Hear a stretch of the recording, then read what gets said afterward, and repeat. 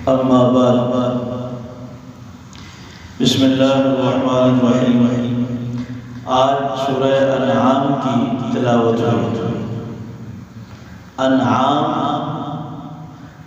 عربی میں چوپاؤں کو کہتے ہیں، چونکہ جانوروں کے مسائل اللہ تبارک و تعالیٰ نے اس سورت میں زیادہ بیان کیے ہیں، تو اسی مناسبت سے اس سورت کا نام سورہ انعام ہے۔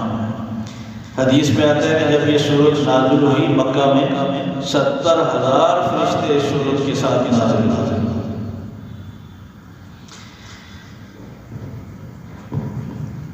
اس سورت کی شروع میں اللہ تبارک و تعالیٰ نے مشرکین مکہ کا ایک سوال یا مطالبہ سمجھے کو ذکر کیا۔ رسول اکرم صلی اللہ علیہ وسلم سے کہنے لگے، ہم آپ کو اللہ کا نبی تب مانیں گے جب ہمارے نام آسمان سے آپ خط لائیں۔ تو اللہ تبارک و تعالیٰ نے جواب میں فرمایا کہ اگر ہم خط بھیج بھی دیں، وہ کسی کے ہاتھ نہ بھیجیں، براہ راست یہ خود اپنے ہاتھ سے اس خط کو وصول کریں فراز تاکہ کسی پر شک نہ ہو کہ یہ خود لکھ کر لے آئے۔ فرمایا کہ اپنے ہاتھ سے وصول کرنے کے بعد بھی کہیں گے کہ یہ تو جادو ہے۔ یہی تو انہوں نے پہلے مطالبہ کیا تھا نا کہ زمین پر نہیں آسمان پر کوئی معجزہ دکھائے، تو آپ نے چاند کی طرف اشارہ کیا، دو ٹکڑے ہو گئے، اگر یہ تو جادو ہے۔ فرمایا دوسرا مطالبہ یہ کرتے ہیں کہ آپ پر کوئی فرشتہ کیوں نہیں اترتا جو سامنے ہے، ہم اس کو اپنی آنکھوں سے دیکھیں۔ تو جواب میں اللہ تعالیٰ نے فرمایا کہ اگر ہم نے اس طرح فرشتے اتارے نا تو پھر تمہیں اس طرح کی باتیں کرنے کا موقع نہیں ملے گا، پھر ہاں نہ میں فیصلہ ہوگا۔ اور پھر کہتے ہیں کہ اگر اللہ نے نبی بھیجنا ہی تھا تو پھر انسان کو نبی کیوں بنایا، فرشتہ نبی بنا کر کیوں نہیں بھیجا؟ تو جواب میں اللہ تبارک و تعالیٰ نے فرمایا اگر ہم فرشتے کو نبی بنا کر بھیجتے تو تمہیں نظر ہی نہ آتی، تو تمہیں کیا فائدہ ہوا؟ فرشتے آتے ہیں، کسی کو نظر آ رہے ہیں؟ ہمارے ساتھ رات کے فرشتے الگ ہوتے ہیں، دن کے فرشتے الگ ہوتے ہیں، کبھی دیکھیں نہیں، تو ہمیں کیا فائدہ ہوا؟ اور لازماً فرمایا کہ ہم اس فرشتے کو انسانی شکل میں بھیجیں تاکہ تمہیں نظر آئے، تو پھر تم کہتے ہیں کہ یہ تو انسان ہے، یہ تمہیں کیسے یقین دلاتے کہ نہیں یہ فرشتہ ہے؟ سبحان اللہ۔ دوسری جگہ اللہ تبارک و تعالیٰ نے فرمایا دیکھو فرشتے کو نبی بنا کر ہم تب بھیجتے جب فرشتوں کی رہنمائی کے لیے ہم نے نبی بنانا ہوتا۔ دنیا میں انسان آباد ہے، انسانوں کی رہنمائی اور ہدایت کے لیے ہم نے نبی بھیجنا تھا، جو کھانے کا طریقہ بتایا کہ سنت طریقہ یہ ہے، جو سونے کا سنت طریقہ بتائے، جو کمانے کا سنت طریقہ بتائے، جو حلال حرام میں فرق کرے، جو فاقے میں رہ کر بھی حرام سے بچ کر طریقہ بتائے کہ اللہ کے حکم پر کیسے زندہ رہنا چاہیے، جو بیماری کے مسائل اور احکامات، ماں باپ کے ساتھ سلوک، بے اولاد کے ساتھ سلوک، رشتہ داروں کے ساتھ سلوک۔ فرشتے کی تو نہ ماں باپ ہوتے ہیں، نہ اسے بھوک لگتی ہے، نہ نیند آتی ہے، نہ اسے کمائی کی ضرورت ہے، نہ اس کی اولاد ہے، نہ اس کے داماد ہیں، تو وہ تمہیں کیا سکھا؟ رسول اکرم صلی اللہ علیہ وسلم نے صرف زبانی پڑھ کر بھی بتایا، عملاً کر کے دکھایا ہے۔ تو اس کے لیے تو لازمی بات ہے کہ ہم نے پھر ایک کامل انسان کو ہمارے لیے نمونہ اور نبی بنا کر بھیجا کہ یہ ہے طریقہ زندگی گزارنے کا۔ کاش کہ ہمیں یہ بات سمجھ۔ مشرکین کے بارے میں اللہ تبارک و تعالیٰ نے فرمایا کہ اللہ تبارک و تعالیٰ قیامت کے دن پوچھیں گے کہاں ہیں وہ میرے شرکاء جو تم کہتے تھے کہ یہ پہنچی ہوئی ہستی ہیں، یہ اللہ کے اختیارات میں شریک ہیں، اللہ نے اپنی خوشی سے ان کو اپنے اختیارات سونپ دیے ہیں، کہاں ہیں؟ کہیں گے واللہ ربنا ما کنا مشرکین، ہماری رب کی قسم ہم نے تو زندگی میں کبھی کسی کو شریک بنائے نہیں، ہم نے تو آپ کے اختیارات میں کسی کو شریک مانے نہیں۔ سبحان اللہ۔ اللہ تعالیٰ فرماتے انظر کیف کذبوا علی انفسہم، دیکھو میرے سامنے کھڑے ہو کر کیسا جھوٹ، ساری زندگی شرک میں لگے رہے اور اب کہتے ہیں ہم نے شرک کبھی کیے ہی نہیں۔ فرمایا یہ سب شریک وہاں گم ہو جائیں گے، اللہ کے سامنے کون کسی کا شریک ہو سکتا ہے؟ یہ کوئی معمولی بات نہیں۔ ایک دفعہ ایک شخص نے کہہ دی یہ بات رسول اکرم صلی اللہ علیہ وسلم سے، بس وہی ہوگا جو اللہ اور آپ چاہیں۔ آپ نے فرمایا خبردار، اجعلتنی للہ ندا، تم نے مجھے اللہ کا شریک بنا لیا۔ قولوا للہ ان شاء اللہ وحدہ، یہ کہا کرو اگر اکیلے اللہ نے جو چاہا وہ ہوگا، دنیا میں اللہ کے علاوہ کسی اور کے چاہنے سے کچھ نہیں ہوتی۔ سبحان اللہ۔ امام الانبیاء رسول اکرم صلی اللہ علیہ وسلم نے شرک کے متعلق امت کی کیسی رہنمائی فرمائی ہے، کوئی کمی نہیں چھوڑی۔ قیامت کے دن کوئی یہ نہیں کہہ سکتا وضاحت نہیں تھی، ہم شرک سے بچ نہیں سکے۔ اگر کوئی قرآن مجید کھول کر پڑھے تو اندازہ ہوتا ہے کہ اللہ تبارک و تعالیٰ نے کس طرح سمجھایا۔ اللہ ہمیں قرآن مجید صحیح سیکھ کر سمجھ کر پڑھنے کی توفیق نصیب فرمائے۔ کچھ لوگ جب اپنے اعمال دیکھیں گے اللہ کے غصے اور جلال کو دیکھ کر گڑ گڑائیں گے، اللہ سے فریاد کریں گے کہ یا اللہ تھوڑا سا موقع ہو دے، پہلے تو ہم نے ساری زندگی برباد کر، ہم تو دنیا کی چیزوں میں لگے رہے، قرآن مجید کھول کر اور کبھی دیکھا نہیں، ماحول ایسا تھا، حالات ایسے تھے، ہم نے جو بس دنیا کے ساتھ چلنا سیکھا، نبی کے طریقوں کو تو دیکھا ہی نہیں۔ اب پھر دیکھیں کیسی نیکی کر کے لاتے ہیں۔ اللہ تبارک و تعالیٰ جواب میں کہیں گے وَلَوْ رُدُّوا لَعَادُوا لِمَا نُهُوا عَنْهُ وَإِنَّهُمْ لَكَاذِبُونَ، ہمارے کوئی واپس بھیجنے کا یہ سوال ہی پیدا نہیں، لیکن اگر ہم بھیج بھی دیں انہوں نے دوبارہ جا کر بھی وہی کرنا ہے جو پہلے جن چیزوں سے ہم نے روکا تھا اور اس کے باوجود یہ غلط کام کرتے رہے، اب بھی وہی کریں۔ ابو العالیہ ایک تابعی گزرے، بڑی عجیب بات کہتے ہیں،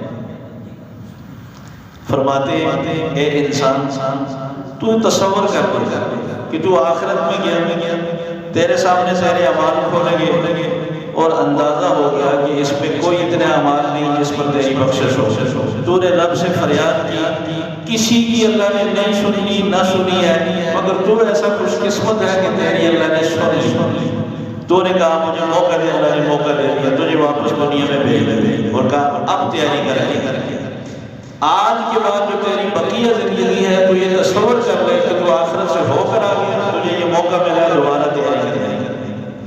اور اگر واقعی تو سچا ہے تو پھر آج کے بعد اللہ کی نافرمانی چھوڑ دے، قرآن و سنت کے مطابق زندگی گزارنے طے کر۔ مگر ایسا ہے بات وہی ہے جو اللہ تبارک و تعالیٰ فرماتے ہیں اگر میں آخرت سے بھی واپس بھیجوں انہوں نے پھر وہی کرنا ہے جو ان کی جی میں۔ اللہ ہمیں آخرت کی فکر نصیب فرمائے۔ اللہ تبارک و تعالیٰ فرماتے ہیں ہم نے جتنے بھی رسول بھیجے جس شہر میں جس بستی میں فَأَخَذْنَاهُمْ بِالْبَأْسَاءِ وَالضَّرَّاءِ لَعَلَّهُمْ يَتَضَرَّعُونَ، ہم نے لوگوں کو مشکلات میں ڈالا تاکہ لوگ پریشان ہوں، ہماری طرف گڑ گڑائیں، ان کے اپنے اسباب جواب دے دیں اور آخر ٹوٹ کر مایوس ہو کر اپنے اسباب سے میرے سامنے ہاتھ پھیلائیں گے، یا اللہ تو میری رہنمائی کر۔ تو پھر میں نے نبی بھیجا ہے کہ نبی کے قریب ہو، نبی اس کی رہنمائی کرے اور یہ ہدایت پر آ جائے تو میں ان کو آخرت میں نوازوں۔ مگر فرمایا جب بھی ہم نے اس طرح کے حالات پیدا کیے اس مقصد کے لیے تھا کہ لوگ گڑگڑائیں، معافی مانگیں، اپنا راستہ بدلیں، لیکن لوگ بجائے سیدھے راستے پر چلنے کے اور بگڑ گئے، نبیوں کو کہنے لگے تم ملوث ہو، جب سے تم آئے ہو ہمارے شہر کی حالات خراب ہو گئی، ہمارے کاروبار خراب ہو گئے، تمہاری وجہ سے نوسط پھیلی ہے۔ فرمایا کہ ہم نے پھر ان کو مال دیا، یہ شاید اچھے حالات پر اللہ کا کھا کر یہ اللہ کے شکر گزار بن جائے، لیکن ایسے مست ہو گئے کہ کہنے لگے یہ تو ہماری محنت کا نتیجہ ہے، ہم نے محنت کی ہے تو یہ پھل ملا ہے۔ فرمایا کہ پھر ہم اچانک پھر پکڑتے ہیں، پھر توبہ کا بھی موقع نہیں دیتے، پھر مایوس ہو۔ تو یہ مختلف حالات اللہ تبارک و تعالیٰ جو بھیجتے ہیں، اس کے پیچھے بڑا مقصد ہوتا ہے۔ اللہ تعالیٰ ہمیں اس سے بھی سمجھنے کی توفیق نصیب فرمائے۔ مشرکین مکہ یہ کہتے تھے اچھا یہ بتائیں اگر آپ اللہ کے واقعی نبی ہیں تو پھر یہ بتائیں شام میں اس وقت کیا ریٹ چل رہے ہیں کھجور کے؟ ہمیں یہاں سے وہاں جا کر اندازہ ہوتا ہے کہ وہ ان دنوں میں ریٹ نہیں ہے، اس وقت تو ٹیلی فون وغیرہ نہیں چلے، وہاں ریٹ کیا جاتا ہے۔ اور پھر آپ کھانا کیوں کھاتے ہیں اگر اللہ کے نبی ہیں؟ ساری ضرورتیں آپ کی ہماری طرح نہیں، آپ کیسے نبی ہو سکتے؟ اللہ تبارک و تعالیٰ نے فرمایا کہ قل آپ کہہ دیجئے لا اقول لکم عندی خزائن اللہ، میں نے کب دعویٰ کیا کہ اللہ کے خزانوں کا مالک میں ہوں؟ تو میری غربت میرے فقر کو دیکھ کر شک میں پڑ گئی کہ یہ نبی نہیں ہو سکتے۔ میں نے یہ تو دعویٰ نہیں کیا کہ اللہ کے خزانوں کا مالک میں ہوں، تو اس کے پاس ہے وہ جس کو چاہے دے دے۔ وَلَا أَعْلَمُ الْغَيْبَ، اور میں نے کب دعویٰ کیا کہ میں غیب جانتا ہوں؟ دنیا کی جو بات مجھ سے پوچھو کہ وہاں کیا ہو رہا ہے، کیا ریٹ ہے، میں تمہیں بتا غیب تو نہیں جانتا، تو اللہ ہی جانتا ہے۔ وَلَا أَقُولُ لَكُمْ إِنِّي مَلَكٌ، اور میں نے کب دعویٰ کیا کہ میں فرشتہ ہوں، مجھے بھوک نہیں لگتی، میں کھانا نہیں کھاتا، میری انسانوں والی ضروریات نہیں۔ آپ نے شادی کی، آپ کی اولاد ہوئی، آپ کے داماد ہوئے، آپ خود بھی داماد تھے، آپ کے سسر تھے، آپ نے یہ ساری ضرورتیں انسانوں والی پوری کی۔ اچھا لوگوں کو یہاں سے مغالطہ ہوتا کہتے ہیں اچھا اگر انسان ہے تو پھر ہماری طرح ہے، پھر ہمارے برابر ہے۔ یہ کیسا پاگل والا خیال ہے؟ ایک ماں باپ کے بیٹے آپس میں برابر نہیں ہوتے، صلاحیتوں کے اعتبار سے، صفات کے اعتبار سے، علم کے اعتبار سے زمین و آسمان کا فرق ہوتا ہے۔ سارے انبیاء رسول اکرم صلی اللہ علیہ وسلم ان سے افضل اور اعلیٰ ہیں، سارے فرشتوں سے اعلیٰ اور افضل ہیں۔ انسان ہونے کی وجہ سے یہ تھوڑا کہ ہمارے برابر ہو، ساری کائنات کے سارے انسان، سارے اولیاء کرام کے تمام نیک جنات، سارے فرشتے بھی مل جائیں رسول اکرم صلی اللہ علیہ وسلم کے برابر نہیں ہے۔ اللہ کے بعد اگر مقام ہے وہ امام الانبیاء رسول اکرم صلی اللہ علیہ وسلم۔ مشرکین مکہ کا مطالبہ یہ تھا کہ یہ جو آپ کے آس پاس لوگ ہیں نا، یہ غلام ہیں، غریب لوگ ہیں، ہم اگر آئیں آپ کے پاس بیٹھے بات سننے کے لیے تو اس مجلس میں کیا یہ بلال، صہیب اور اس طرح کے لوگ بھی بیٹھیں گے ہمارے ساتھ، اور اس حالت میں اگر ہمارے لوگ ہمیں دیکھ لیں کہ ہم کہاں بیٹھے یہ قطعاً گوارا نہیں۔ آپ ان کو اٹھائیں اس مجلس میں، جب ہم بیٹھیں کوئی ایسا آدمی اس مجلس میں نہ بیٹھے۔ رسول اکرم صلی اللہ علیہ وسلم نے یہ سوچا کہ اس مجلس میں ان کا بیٹھنا فرض تو نہیں، یہ ایک دفعہ اسلام میں آ جائے اور پھر یہ تکبر اور غرور بھی ان سے نکل جائے، مان لیتے ہیں ان کی بات، چلو نہ بیٹھیں۔ ابھی اٹھایا کسی کو نہیں۔ اللہ تبارک و تعالیٰ کی طرف سے آیات ہے وَلَا تَطْرُدِ الَّذِينَ يَدْعُونَ رَبَّهُمْ بِالْغَدَاةِ وَالْعَشِيِّ يُرِيدُونَ وَجْهَهُ، ایسے ان غریب لوگوں کو آپ مجلس سے کبھی نہ اٹھانا جو صبح و شام اللہ کی عبادت کرتے ہیں اور صرف اللہ کی رضا مقصود ہے۔ مَا عَلَيْكَ مِنْ حِسَابِهِم مِّن شَيْءٍ وَمَا مِنْ حِسَابِكَ عَلَيْهِم مِّن شَيْءٍ، آپ نے ان کا حساب نہیں دینا اور انہیں آپ کا حساب دینا۔ فتقتلهم فتكون من الظالمین، اگر آپ نے ان میں سے کسی کو اٹھایا تو آپ ظالم۔ فرمایا کہ جب یہ لوگ آپ کی مجلس میں ہیں فقل سلام علیکم، یہ بڑے لوگ ہیں، یہ غریب صحیح، مگر اللہ کی نگاہ میں تو بہت عظیم ہے، آپ ان کو خراج تحسین پیش کریں، کن حالات میں انہوں نے اسلام قبول کیا اور کیسی قربانیاں دے کر انہوں نے اسلام کو پروان چلایا۔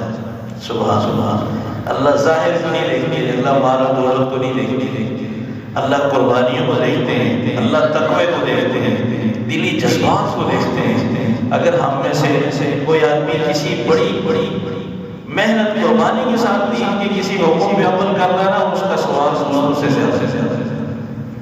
اللہ ہمیں بھی کامل یقین نصیب فرمائے۔ فرمایا کہ وَعِندَهُ مَفَاتِحُ الْغَيْبِ لَا يَعْلَمُهَا إِلَّا هُوَ، آسمان و زمین کا غیب کا علم صرف اللہ کے پاس ہے، اللہ کے علاوہ کوئی نہیں جانتا۔